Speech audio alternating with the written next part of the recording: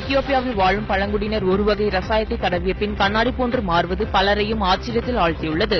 வேட்டையாளர்கள் வனப்பகுதிகளுக்கு சென்று வேட்டையாடும் போது பூச்சிகள் கடிப்பதில் இருந்து பாதுகாக்கவும் வனவிலங்குகளின் பார்வையில் இருந்து தப்பிக்கவும் ஏராளமான யுக்திகளை கையாண்டு வருகின்றனர். இந்நிலையில் எத்தியோப்பியாவை சேர்ந்த பழங்குடி ஒருவர் ஒரு வகை ரசாயனத்தை உடலில் பூசியவுடன் அவர் கண்ணாடி போல் மாறி அனைவரையும் ஆச்சரியத்தில் ஆழ்த்துகிறார்.